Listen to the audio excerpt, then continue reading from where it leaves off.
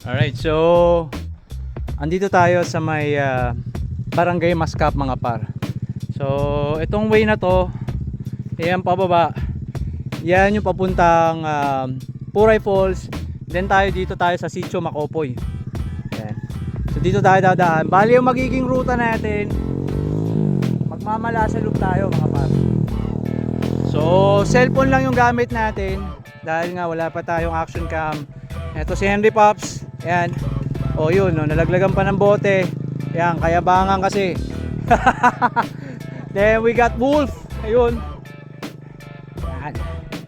Si Joshua nagbabalik. Ayan, yung tropa natin. Si Kuyang Henry, siyempre siya yung nagset na ito. Ayan. And then siyempre si Coach Brian. Hindi pwedeng hindi kasama yan dahil yan ang magtuturo sa atin. Dapat kay Mike, ano na? So Mike, sorry, hindi ka kasama dito. So magmamalasalop tayo mga par. Babalik pa, nabitin. So good luck sa amin at ride safe. So bali umalis nga pala kami, nag-ride out kami ng mga 5 AM at ang oras ay anong oras na? Ako 10 to 7. 10 to 7. So 10 to 7 na daw. Nakakain na kami. Nag-pack na rin kami ng lunch namin para sure dun sa trail hindi kami maugutom. So balikan ko kayo mamaya kapag nakahinto kami dun sa may part siguro ng Mount Ayaas. Si Wolf yung nauuna. And then yung isang mayabang si Henry. Oh, parada na mayabang. Ang ina, ang hirap yan.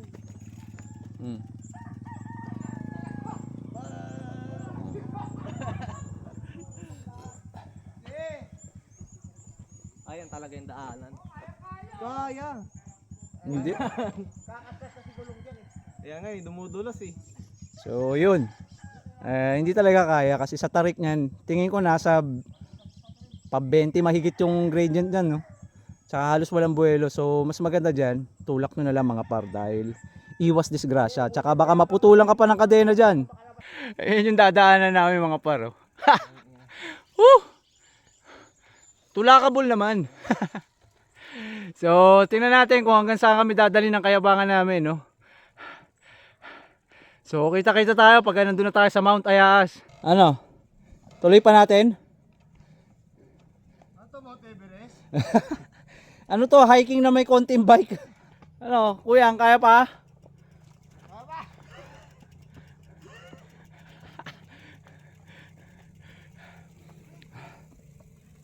So nagsisimula pa lang kami pero talagang napapalaban na mga par. Dahil hindi rin naman biro talaga yung pagtutulak.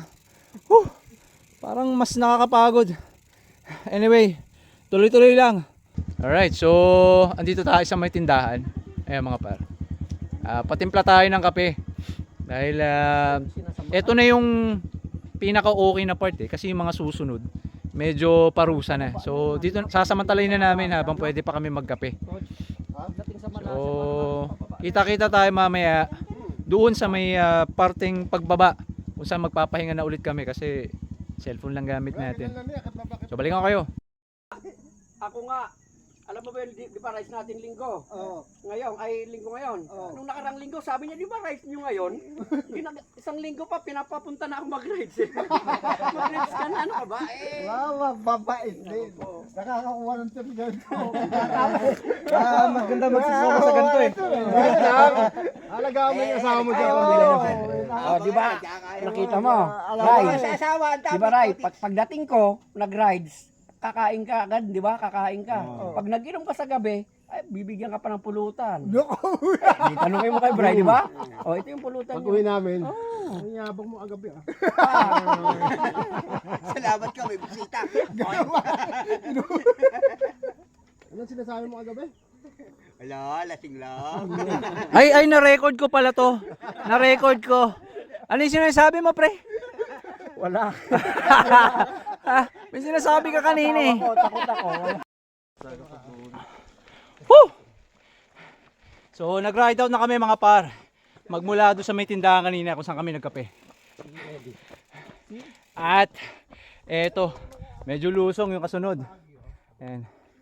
So sa kanan side, makikita nyo yan, medyo ang ganda ng tanawin. Kaya lang, medyo matatarik pa rin talaga yung mga ahon. So, Ayan, oh. tuloy-tuloy lang yung padjak natin. Yan. And then mamaya balikan ko kayo kapag may time kami makapagpahinga para makapag-video ako.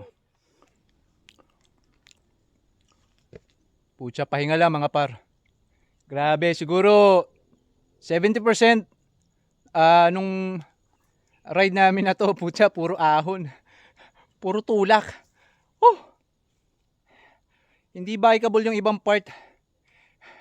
Mahirap naman irat-rat agad ng ng padyakan dahil baka pulikatin. So ito, medyo pahinga lang kami para kahit papaano iwas pulikat. So yung sa mga napagtanungan namin, sabi nila mga before 11 or 11 nandun na kami sa may Malasya. So tingnan natin kung ano mangyayari mamaya. Balikan namin kayo. So si Joshua ayun,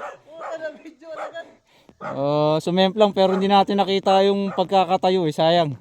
Anyway, ganun talaga, parte yun eh. Alright, so andito na tayo sa may Malasya River. Ayan. So si Henry,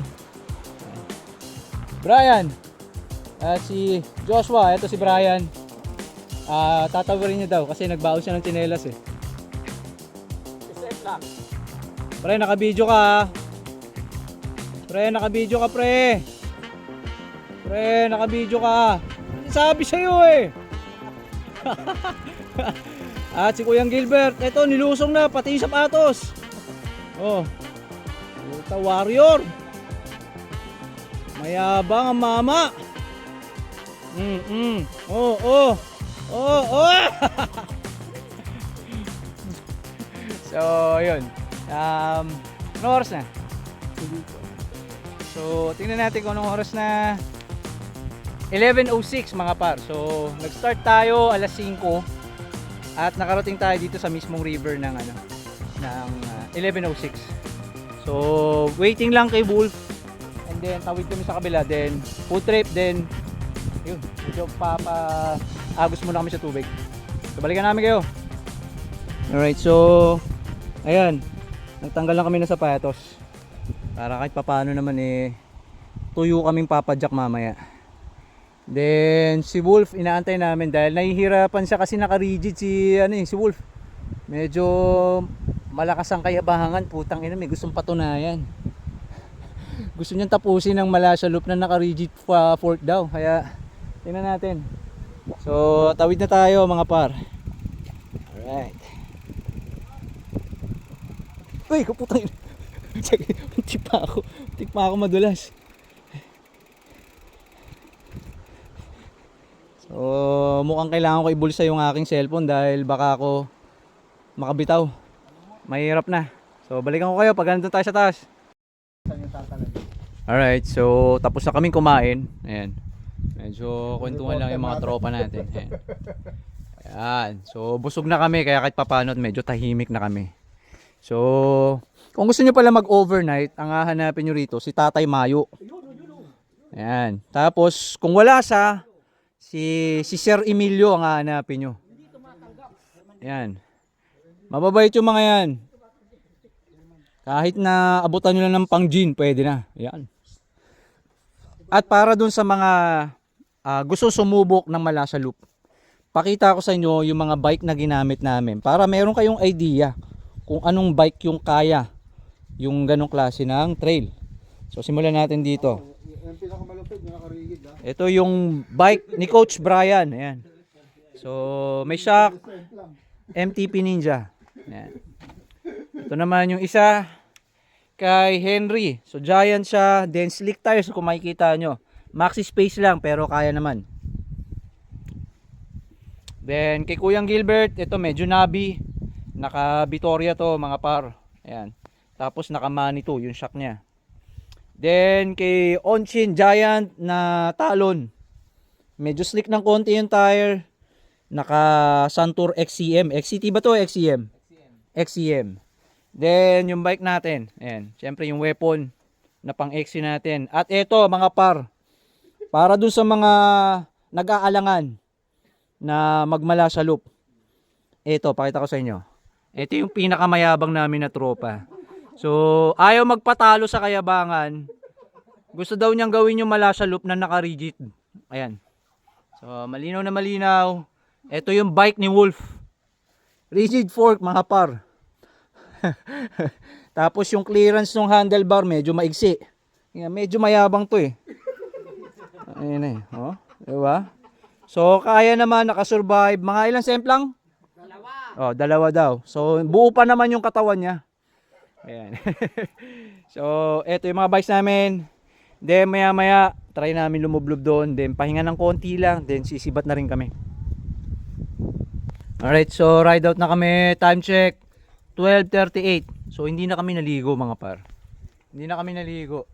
Nagkwentuhan na lang kami, tapos pahinga. So, eto, ahon na kami nung Daang Kabayo. Then, paapya. So, balikan ko kayo mamaya kapag medyo nagkaroon tayo ng pagkakataon. Oh! Tangina. So, kita nyo naman. Puro tulak. So, Daang Kabayo kami, mga par. Kaya pala Daang Kabayo dahil literal kabayo lang yung kayang dumaan dito. So, nakakapagod. Ito si Henry Pops. Ayan. Kanina Rico yan, ngayon ewan ko bakit iba na itsura. Ewan ko yan. So, medyo tayo lang namin makadikit yung dalawa sa likod. Then, tulak ulit.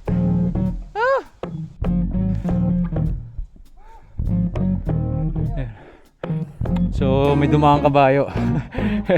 Medyo napagilid tayo. Nakapagod magtulak. Ayun, kita nyo naman yung tropa namin, oh.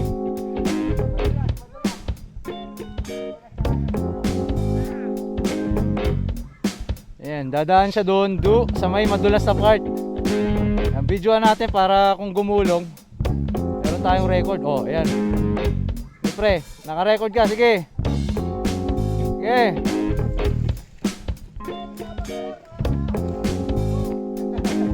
Ayan, sige pre, naka-video ka pre.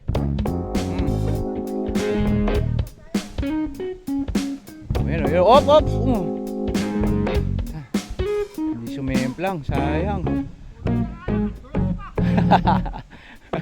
So, yun. Medyo nagre-reklamo na po.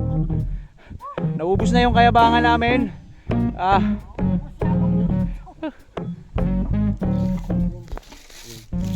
So, dami-dami nang pwede mo makita sa ibabaw ng bundok, mga par. Ayan, oh. Legit. May ice cream sa bundok, mga par. Ayan, oh. Pero wala siyang yung kililing kasi yung mismo nagtitinda yung may tililing. ay meron pala. Sorry naman. Sa Malaysia lang pala meron ganito. Oo. Di ba? Putsang ino. Ang ice cream sa ibabaw ng bundok, mga par. Ganyan kalupit si Ninong Otik. Nakakapagpag-grab food dito sa Malaysia. Daang Kabayo. Border ng Ice cream tayo, mga par. Alright, so ito yung huling river crossing na gagawin namin. So waiting lang kami kay Wolf. And then medyo pahangin lang ng konti.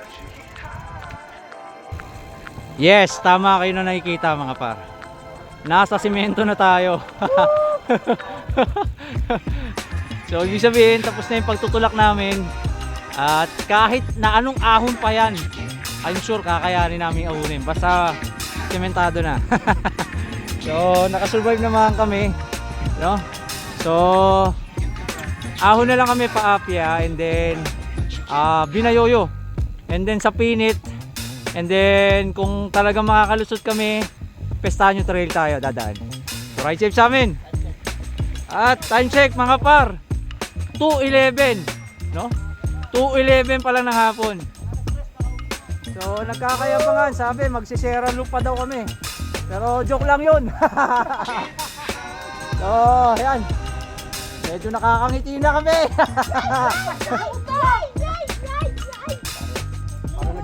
Nabuhay ang yabang!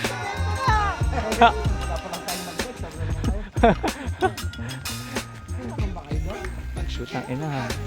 Ang yabang talaga nitong hadupak na to.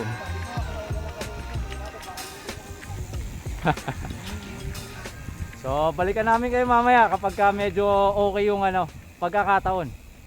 Makunat yung ahon, mga par. Tapos trick ang araw. Buti na lang nagdesisyon tayo na maglagay ng arm sleeve tsaka face mask. Dahil puta sobrang init. Pero yung sa likod ko matindi. Walang arm sleeves. Sunog kung sunog.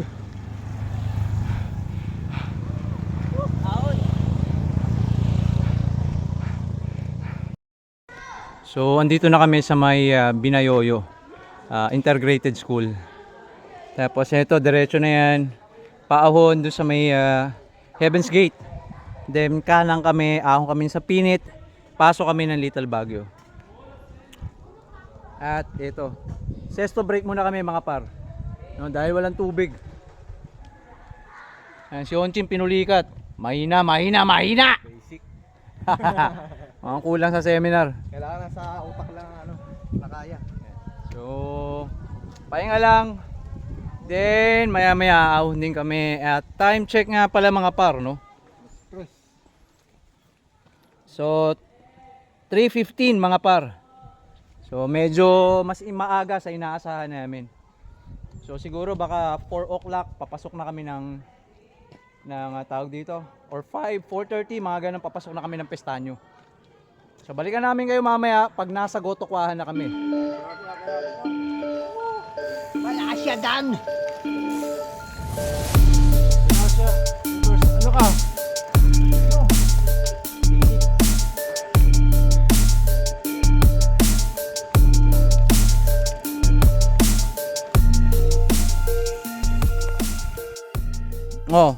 Ha? Ito yung tropa natin, Nag-exhibition pero nakaporma pa rin, anak ng putya, matindi ka talaga. Malalim tapos puro dahon. Ayan Oo nga pre. Hindi mo na nakita? Shades mo.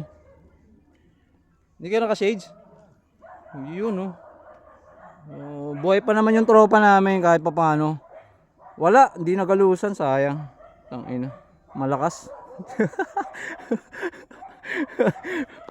So, hindi mo talaga din masasabi, Minsan pagka nawala ka rin talaga ng konti, kapiraso, malaki talaga yung chance na sumemplang. Kaya dapat laging ride safe. Alright, so welcome back mga par. So andito na tayo sa Gotokwahan. At ang time check is 4:35 ng hapon. So maaga namin siya natapos dun sa inaasahan namin. Bali, iniwasan na talaga namin yung mahabang kalsada rito sa may pababa ng Buso-Buso. So pumasok na kami ng Pestanyo para kahit papaano may lupa or may trail pa rin at malapit na sa amin. So ayan, Gotokwahan tayo. Waiting lang tayo kay Wolf tsaka kay Joshua dahil medyo nahuli sila ng konti. Then food trip lang kami. Then kita-kita tayo ulit doon sa Gotokwahan. So ito si Wolf. Ayan. Sumubsub siya kanina, ayan Ayan, yan ang nag-trail. Yan ang nag-trail. Yan ang masayang ride mga par. Di ba? Ayan pakita mo yung self-flat. Ayan. Then lang. Brian, nagpalit na ng damit. Fresh na.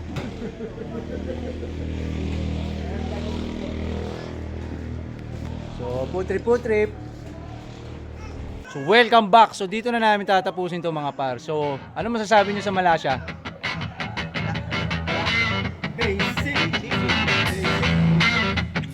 Malasya, done. Abangan niyo yung reverse namin. Gagawin namin ng gabi.